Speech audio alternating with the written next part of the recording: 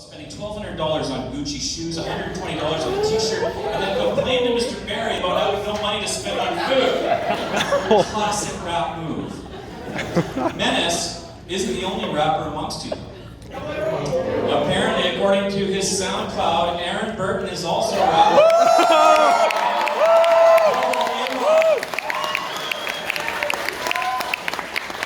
Now, are these two suburban white guys from Langley rappers?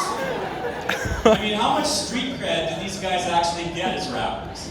I'll tell you what, here's a little line to play with while you're chilling in the hood downtown Langley looking for that perfect rap. Pursuit of perfection is just a perception. When you think you have a lection, there is a reception of a correction and a natural selection of their geo-direction, and there is detection of imperfection, because not even your nation can lay claimation to a perfect rhyme all the time.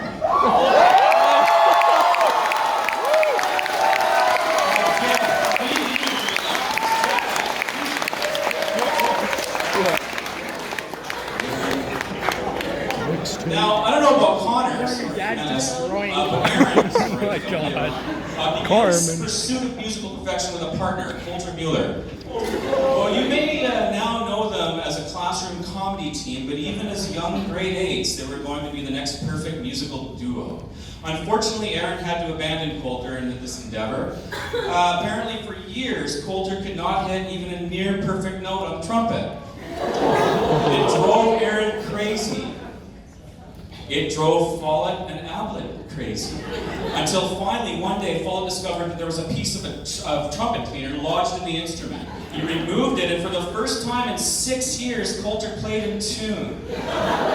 Sadly, we'll never know if he could have played anything close to perfect before this discovery. And sadly, Aaron had already moved on to his solo career as Double Aaron.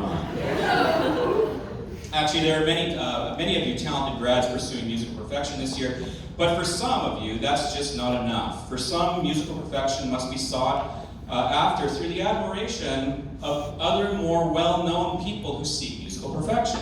Take, for example, Shawn Mendes. Or should I say Nikki Sadu would like to take Shawn Mendes. Oh my God. Perhaps Nikki's obsession with Shawn Mendes, is that how you say it? Mendes? Mendes! Can be attributed to her questionable obsession with teen romance novels, both of which she can discuss simultaneously at Mach 3. Maybe true perfection can only be found in flights of fantasy, be it pop singers or pop fiction or both. But perfection from afar is no way to pursue perfection. It's not perfect. Look at Emmanuel Papini, who actually believes that Taylor Swift will one day date him. Or just ask Ella Jimenez, even though Ella can be seen pursuing her own poetic perfection while at the Play Cambodian rock band in Ashland, Oregon, Ella fought her way to the front of the stage, perhaps physically hurting some of her classmates in the process, so she could get a momentum, a guitar pick from the seemingly perfect-looking bass player in a side clothes, only to state afterwards, up close he wasn't that great. Speaking of Ashland and admirations of perfection from afar, Caitlin Frost wanted so badly to meet the actor Tammy from the production of Hairspray. Apparently she was a vision of perfection. When he found her on Instagram, got rejected by her, only to see her the next day on a date with another guy. Caitlin, just some advice, just play her some guitar. Just play the guitar. Some of you grads are not starstruck, seeking the perfect suitor in the entertainment world. No, you prefer trying to find that perfect relationship a little closer to home. Last summer, Aiden Johnson met a seemingly perfect girl up at his cabin. For months after he returned from the cabin, Aiden and his friends noticed that this girl had the letter A, followed by a bunch of hearts on her Instagram bio. Naturally, Aiden assumed she still liked him. Now, Aiden is not exactly the perfect communicator at times, so it took until winter break before his friends finally convinced him to contact this girl, only to discover that the letter A had nothing to do with him. This entire time, she actually had a different boyfriend whose name started with A. He had, in fact, been replaced almost immediately. This didn't stop Aiden. He's a go-getter. While attending a music festival recently, he met another girl, got her number, and messaged her afterwards from McDonald's. Here's what he said. Brilliant. Here's what he said. So hungry.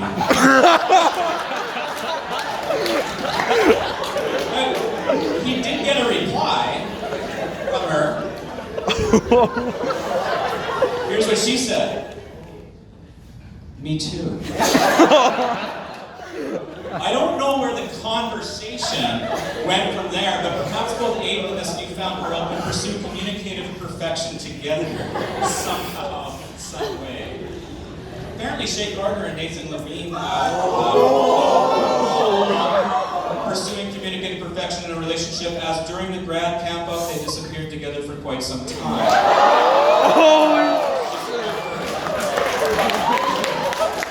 Could be anything.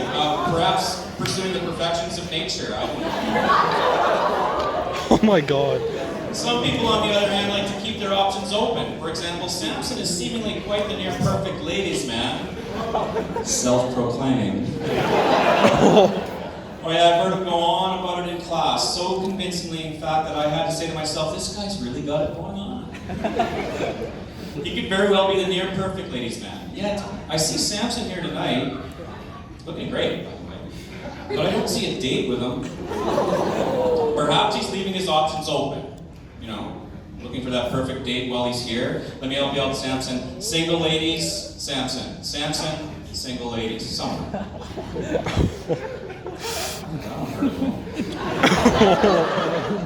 Now remember, you can't be too choosy when it comes to dating, as nobody's going to be perfect. Those of us who are married certainly know this. I think my wife might know it. Holly Mott, however, does not know this, and she truly feels bad rejecting possible suitors. She can often be heard saying, dude just isn't the perfect height for me. Well, maybe now that you're not going to get kicked out of the country, you'll have more time to look for that perfect fit. She gets to stay. When it comes to being choosy, looking for that perfect somebody, no one beats these two. I've chosen both male and female winner for this one. Drum roll, please.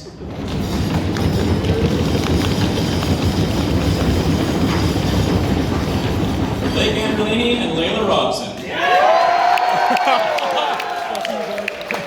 According to my research, many of you grads have been somewhat infatuated with either Blake or Layla, these seemingly perfect individuals at some point during your time at Pop. I heard a few numbers mentioned, nothing really confirmed. First of all, some advice to all of you crushing on Blake and Layla. They're not perfect, believe me. No one's ever going to be the perfect choice. Perfection is an illusion. Some don't even have any choices. Take, for example, Casper Henderson. It's not that Casper's a great guy. He's a good guy. He strives for perfection. He made some imperfect choices in the past, though, such as using Halloween as an opportunity to come to school mostly naked. Oh, you poor thing.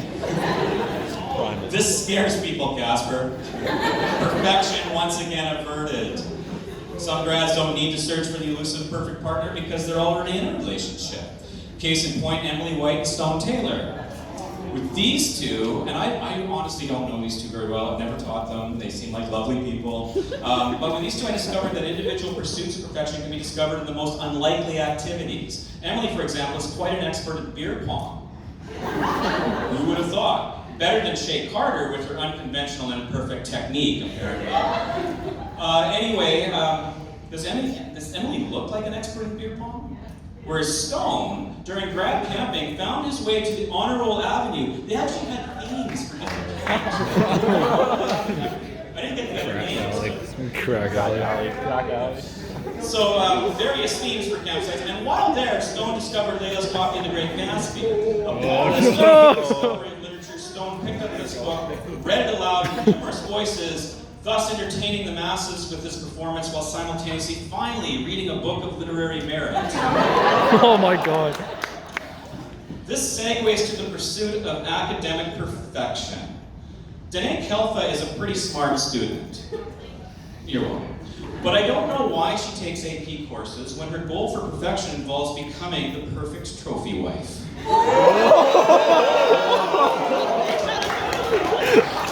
Savannah Sunquest also pursues academic perfection, but swears enough in the rugby field to make a grown man blush.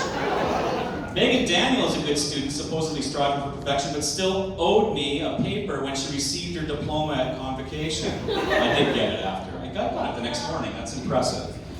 Nevertheless, many of you grads this year have made outstanding academic accomplishments. The most scholarships out of any school in the district. Wow.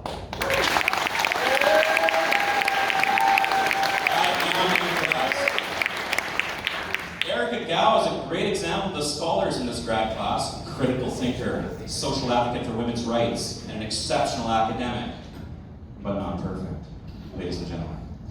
It breaks my heart to say that she did not even read the novel Brave New World. Instead, she perused Spark Notes. What really saddens me, though, is that she was so good at BSing her way through the in-class essay that I gave her a near-perfect mark, which in turn makes me an imperfect teacher for not noticing. She also wrote about this novel in the AP exam, so I hope those markers are as imperfect as I am.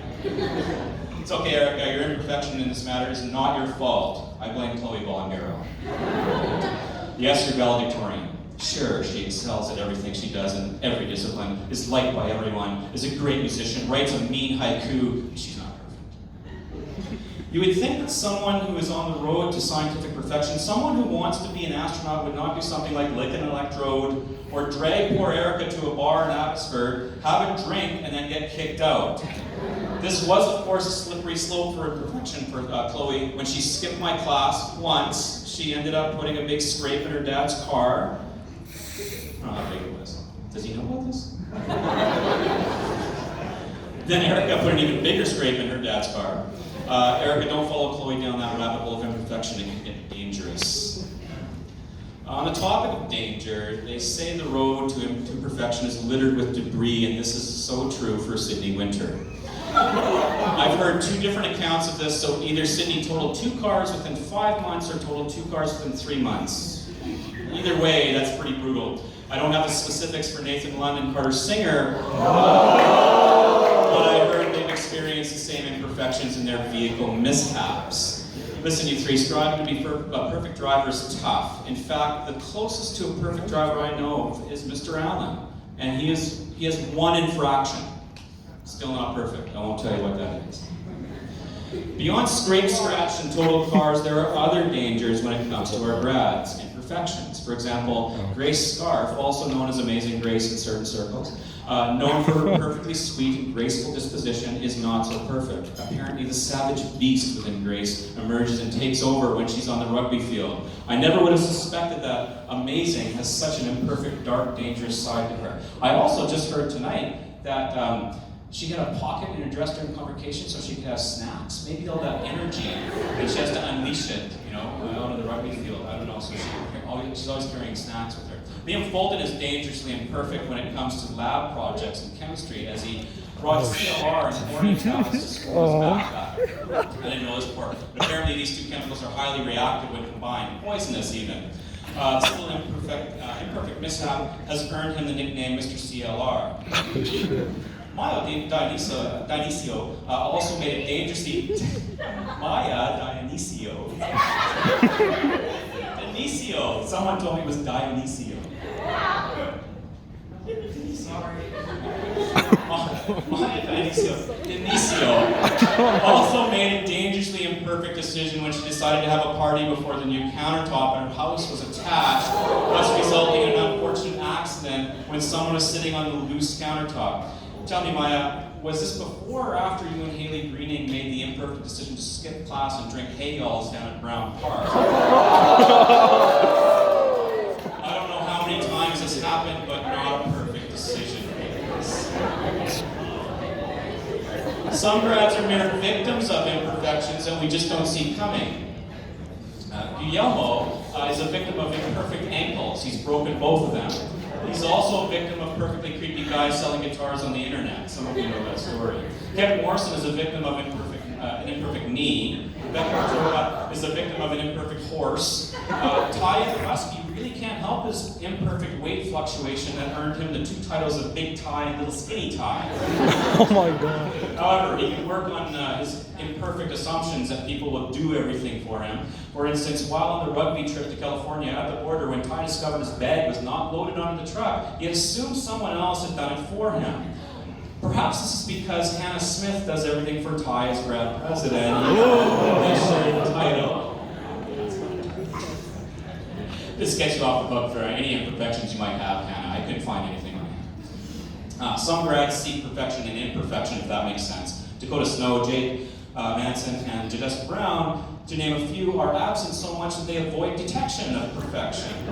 Of course, the same can be said about Annika Ullman, who's always in class but completely ignores her surroundings other than her phone.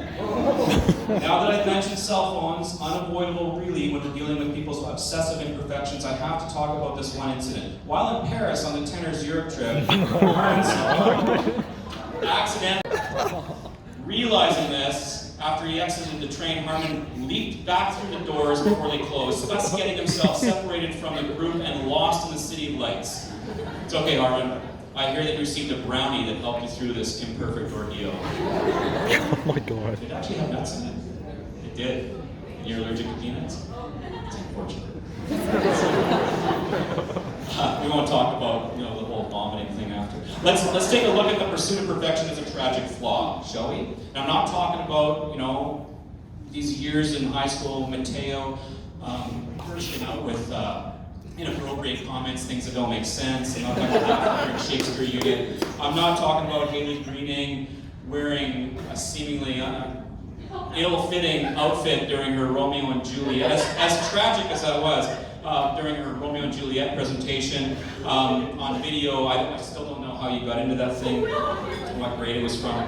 But let's talk about the real tragic flaws. Now, you all know from your dedicated studies of Shakespeare that tragic heroes are always individuals of high standing with many redeeming qualities, but something in their very nature is flawed. You could argue that, in fact, we're all flawed with this pursuit of perfection. However, it's the individual flaws that I find fascinating in regard to the following perfectionists. An imperfection of the tragic hero is that he has pride to the point of arrogance and conceit. In other words, Carson Sadu. Carson has many talents that he's proud of, and he should be. He does, however, take a little too much pride in his footwear, as we all know.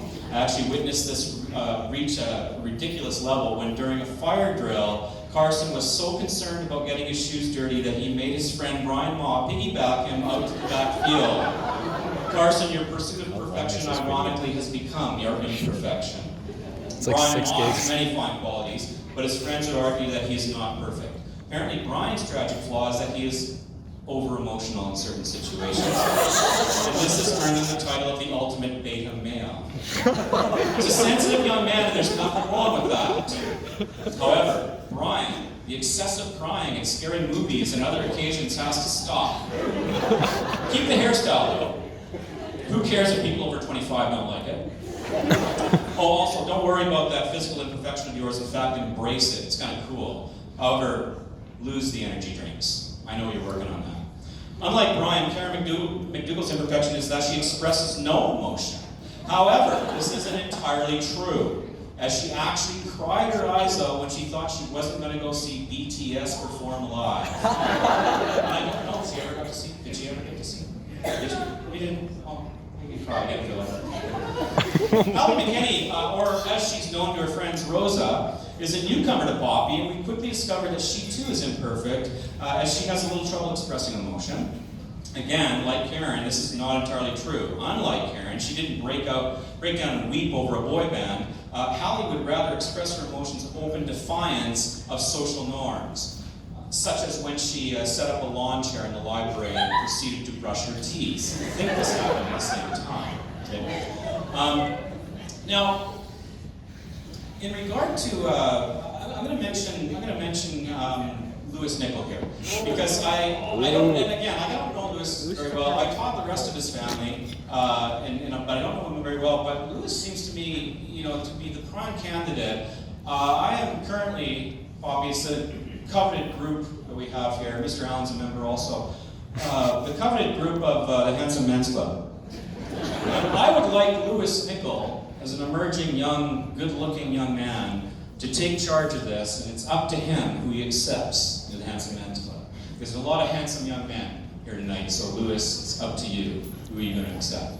In regard to many people I could not find anything on, which I'll talk about in a second, but Jaden, Megan, Japri, Paige, Julie, Spring, Henry, Jordan, Caitlin, Megan, Daniel, Neva, Cameron, Wiki, Matthew, Tecklenburg. I'm pretty sure your high-achieving students are not perfect either, but I don't have any information that would indicate otherwise, so you don't get roasted. Good finding me. I could go on, I suppose, but I have been accused of certain imperfections myself, one of which is writing speeches that are a tad too lengthy. I will say this, though. There are many of you I did not mention, and I do apologize, but I can only reveal the information that has been revealed to me.